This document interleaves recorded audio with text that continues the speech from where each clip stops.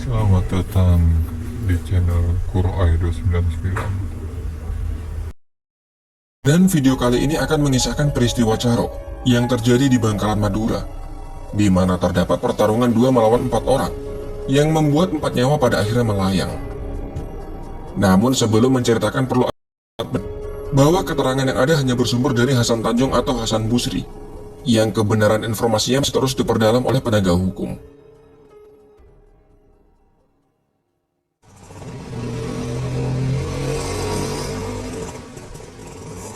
Tak jelas bagaimana awal dari peristiwa yang terjadi, namun dikatakan semua berawal dari Matanjar dan Matardam yang menaiki sebuah motor, melintas dengan kecepatan tinggi dan lampu yang menyorot ke atas.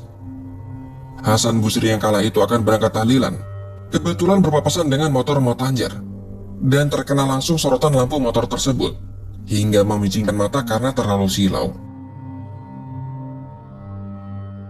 Hasan lantas menegurnya. Beberapa warga mengatakan sebenarnya bukan, tetapi lebih kepada menyapa. Entah menegur atau menyapa, namun yang pasti di kala itu Matanjar turun dari motor. Nampaknya tak suka dengan tatapan Hasan. Hasan mengatakan jika ia hanya menegur dan merasa silau, namun Matanjar mengatakan tatapan itu seperti menantang. Ia lalu memegang Hasan dan kemudian menamparnya.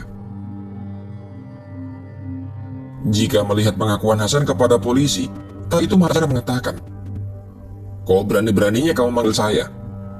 Dan kemudian Hasan langsung ditampar. Keadaan semakin panas saat Matardam ikut turun, lalu menodongkan sebilah celurit. Celurit itu langsung dipegang oleh Hasan karena khawatir mengenai dirinya. Beberapa warga yang melihat mulai mendekat, namun pertikaian masih berlanjut. Dari situlah muncul tantangan kepada Hasan Busri. Menurut AKBP Febri Ismanjaya, tantangan dilontarkan oleh Matanjar yang mengatakan, "Kalau kamu berani, pulang ambil senjata." Hasan yang tak terima langsung mengiyakan, menyuruh Matanjar dan Matardam untuk menunggunya. Sebelum lebih lanjut menceritakan pertikaian mereka, sedikit menjelaskan sosok Hasan Busri atau juga dipanggil dengan nama Hasan Tanjung. Ia berumur 40 tahun dan memiliki seorang adik bernama Mawardi, atau lebih dikenal sebagai Wardi, berumur 35 tahun.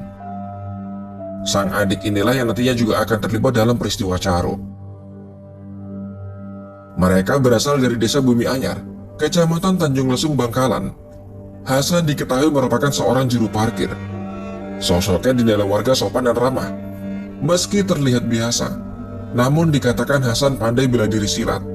Konon ia mempelajarinya saat di Kalimantan.